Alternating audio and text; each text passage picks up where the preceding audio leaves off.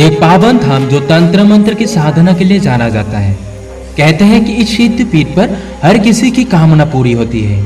जहाँ हिंदू धर्म में अगर महिला को पीरियड्स होते हैं तो वो कोई भी शुभ या धर्म का काम नहीं कर सकती, लेकिन ये एकमात्र ऐसा मंदिर है जहाँ पर पीरियड के समय में भी महिलाएं मंदिर के अंदर जा सकती है और अपनी मन्नतें रख सकती है। आपको जानने की इच्छा तो हो रही होगी आखिर कहाँ है वो अनोखा मंदिर। यहाँ प्रसाद भी बहुत अनोखा दिया जाता है, जिसे प्रसाद के रूप में भक्तों को दिया जाता है माता सती का मासिक धर्म वाला कपड़ा, जिसको बहुत पवित्र माना जाता है। आइए अब सुनते हैं वो कौन सी मंदिर है और क्या है इसकी रहस्य, और साथ में ये भी आप लोगों को बताते हैं कि वहां तो कैसे पहुंचे। पूरी जानकारी के लिए वीडियो को आखिर तक जरूर देखें। नमस्कार दोस्तों, स्वागत करते हैं हमारे चैनल पर। भारत में शायद ही कोई ऐसी जगह होगी जो इस मंदिर जितनी रहस्यमय और मायावी हो। ये मंदिर असम के गुवाहाटी से 8 किलोमीटर दूर कामागिरी या नीलाचल पर्वत पर स्थित है। ये मंदिर मां सती के 51 शक्तिपीठों में से एक और मुख्य शक्तिपीठ है। इसे अलौकिक शक्तियों और तंत्र सिद्धि का प्रमुख स्थल माना जाता है। सती देवी के स्वत्याग से क्रोधित होकर भगवान शिव ने विनाश का नृत्य अर्थात तांडव किया था। साथ ही उन्होंने पूरी धरा को नष्ट करने की चेतावनी भी दी थी। इसे देखते हुए भगवान महाविष्णु ने सती देवी के शरीर को अपने चक्र से 51 टुकड़ों में विभाजित कर दिया। शरीर का हर हिस्सा पृथ्वी के अलग अलग हिस्से में जाकर गिरा। कामागिरी वो जगह है जहाँ देवी के योनि भाग गिरा था। हिंदू धर्म और पुराणों के मुताबिक जहाँ जहाँ सती के अंग या धारण किए हुए वस्त्रों और आभूषण गिरे थे, वहाँ पर शक्तिपीठ अस्तित्व में आए। इस तीर्थ स्थल पर देवी सती की पूजा योनि के रूप में की जाती है, जबकि यहाँ पर कोई देवी की मूर्ति नहीं है।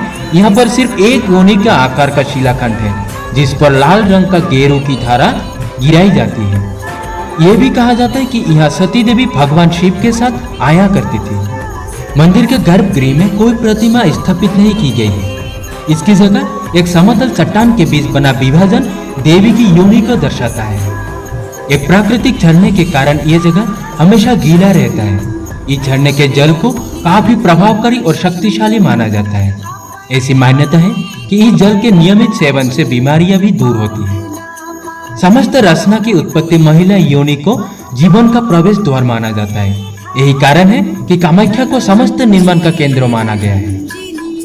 हर साल अंबुबासी मेला के दौरान पास की नदी ब्रह्मपुत्र का पानी 3 दिन के लिए लाल हो जाता है। पानी का ये लाल रंग कामाख्या देवी के मासिक धर्म के कारण होता है। 3 दिन बाद श्रद्धालुओं की मंदिर में भीड़ उमड़ पड़ती है। सभी देवी के मासिक धर्म से गिले हुए वस्त्रों को प्रसाद स्वरूप लेने के लिए पहुंचते हैं। जनन क्षमता का पर्व अंबुबासी या अंबुबासी मेला को अमेठी और तांत्रिक जनन क्षमता के पर्व के रूप में भी जाना जाता है। अंबुबासी शब्द की उत्पत्ति अंबु और बासी शब्द से हुई है। अंबु का अर्थ होता है पानी, जबकि बासी का अर्थ होता है उत्फुल्लन। मां कामाख्या मंदिर में आयोजित होने वाले अंबुबासी मेले के बारे में लोक मान्यता है कि अंबुबासी पर्व के दौरान कामाख्या मंदिर के गर्भगृह में कपाट स्वतः बंद हो जाता है। हालांकि इसका समय निर्धारित नहीं होता और उस दौरान कपाट बंद कर दिया जाता है। इस दौरान यहाँ दर्शन करना निषेध हो जाता है। रजस्वला की समाप्ति पर मां के मंदिर में विशेष पूजा अर्चना की जाती है। ये पर्व स्त्री शक्ति और उसकी जनन क्षमता को गौरवान्वित करता है। इस दौरान यहाँ बड़ी संख्या में श्रद्धालु आते हैं, जिससे इसे पूर्व का महाकुंभ भी कहा जाता है। धार्मिक कथाओं के अनुसार सतयुग में मां कामाख्या 16 साल में एक बार रजस्वला होती थी और अंबुबासी मेला लगता था। द्वापर युग में 12 साल बाद और त्रेता युग में 7 साल बाद अंबुबासी के पर्व का आयोजन होता था, और कलयुग में हर साल जून के महीने में ये आयोजन होता है। तंत्र सिद्धि और तंत्र विद्या का स्थल अक्सर ये सोचा जाता है कि तंत्र विद्या और काली शक्तियों का समय गुजर चुका है, लेकिन कामाख्या में आज भी ये जीवन शैली का हिस्सा है। अंबुबासी मेला के दौरान इसे आसानी से देखा जा सकता है। इस समय को शक्ति तांत्रिक की दृष्टि से काफी महत्वपूर्ण माना जाता है। शक्ति तांत्रिक ऐसे समय में एकांतवास से बाहर आते हैं और अपनी शक्तियों का प्रदर्शन करते हैं। इस दौरान वे लोगों को वरदान अर्पित करने के साथ साथ जरूरतमंदों की मदद भी करते हैं। पशुओं की बलि, बकरे और भैंस की बलि यहाँ आम बात है। हालांकि किसी मादा पशु की बलि पूरी तरह से वर्जित है। इसके अलावा कन्या पूजा और भंडारा के जरिए भी कामाख्या माता को प्रसन्न किया जाता है। ऐसी मान्यता है कि यह स्थान प्राचीन काशी था जहां बलि दी जाती थी। कामाख्या मंदिर एक ऐसी जगह है जहां अंधविश्वास और वास्तविकता के बीच की पतली लकीर अपना वजूद खो देती है। यानी कि यहां जादू, आस्था और अंधविश्वास का अस्तित्व एक साथ देखने को मिलता है। इससे कोई फर्क नहीं पड़ता कि आप आस्तिक हो या नास्तिक। अगर आप रहस्यवाद को करीब से देखना चाहते हैं तो यहां जरूर जाएं।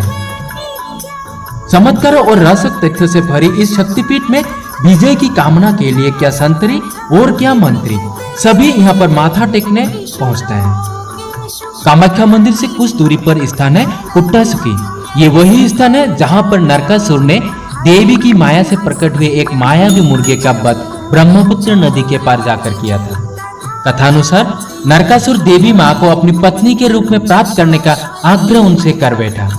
इस पर माता ने उसकी मृत्यु की समीप जानकर उसे तुरंत मृत्युदंड नहीं दिया और कहा कि यदि तुम सूर्योदय से पूर्व ही नील पर्वत के चारों तरफ पत्थर के 4 पथों का निर्माण कर दो और मंदिर के साथ एक विश्राम गृह बनवा दो तो मैं तुम्हारी मांग स्वीकार कर लूंगी। माता की बात पर नरकासुर कार्य पूर्ण करने में जुट गया, परंतु सूर्योदय होते ही कुक्कुट यानी मुर्ग ने बांग दी, जिसे सुनकर नरकासुर क्रोधित हो गया और क्रोध के कारण उसने मुर्ग को मार डाला और फिर भगवान विष्णु ने नरकासुर का वध कर दिया।